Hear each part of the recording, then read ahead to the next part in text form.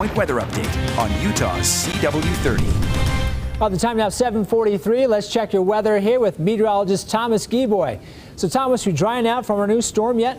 So we're going to get a little bit of a break in the action for most spots as we get from this morning into the early stretch of this afternoon, but we are by no means done with our wet weather just yet because we have more moisture heading our way that will especially be arriving later this afternoon into tonight. But we're still seeing some times of valley rain, mountain snow, mainly in the northern half of the state with isolated activity mainly in eastern and down in southern Utah. But as mentioned, we have more moisture heading our way associated with the atmospheric river that's currently working its way through California into Nevada. And by later on with the cold fronts, we'll be moving into our neighborhood. So while you might get a little bit of a break this morning into the early stretch of the afternoon, just know that it's not going to be staying that way as we make our way into the second half of the day. In the meantime, here's the view from Snow Basin.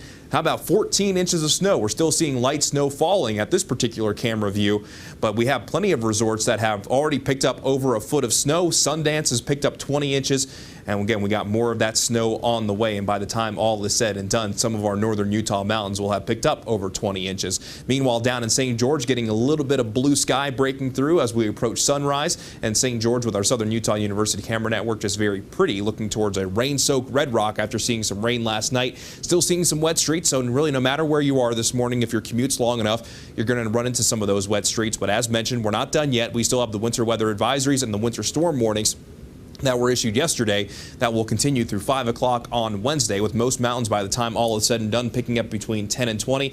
Cache Valley and the Wasatch back going to see several inches of snow as a possibility. Meanwhile, most valleys going to see rain with the possibility late tonight into early Wednesday with that cold front moving through, where we could pick up maybe some minor accumulations. But let's go ahead and begin the future cast beginning at 9 o'clock this morning. Let's go ahead and walk you through it. It's showing that break from mid-morning into the early afternoon, but then things begin to ramp back up as that cold front starts to approach as we approach the evening drive time. This is 5 o'clock this evening, showing valley rain, mountain snow all up and down the I-15 corridor. This will continue to move from west to east as we go into tonight. I still think that will hold on to a good chance for wet weather across the entire state throughout midnight. Then the chance for wet weather will gradually begin to go down, still keeping a pretty good chance in the northern two-thirds of the state. Even through 9 o'clock in the morning, I actually think we'll see a little bit more than what this particular future cast is showing.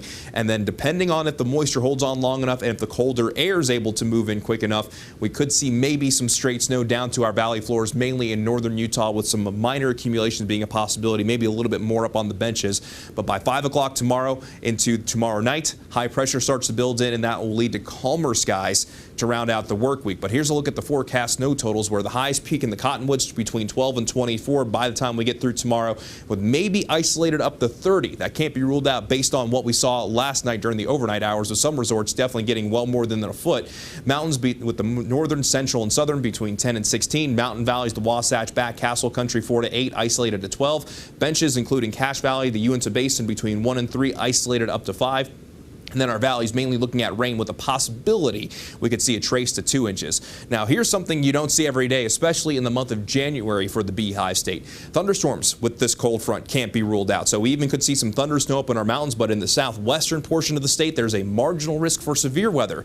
A level 1 out of 5, a small possibility, but it's a possibility nonetheless. So a few strong storms capable of some strong winds can't be ruled out later this afternoon into this evening. Is something that we'll be keeping our eye on. Just make sure that you stay weather aware. But your hourly forecast in Salt Lake, after a soggy morning, will have a chance of rain, maybe a little bit of sunshine breaking through late this morning into the early afternoon.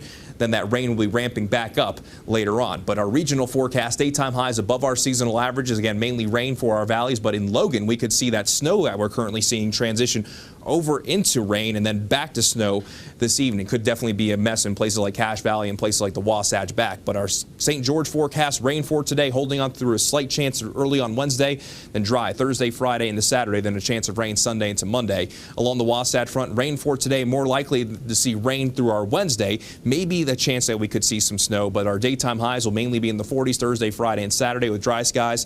Then the chance of rain and snow returns to the forecast as we round out the weekend and move into early next week.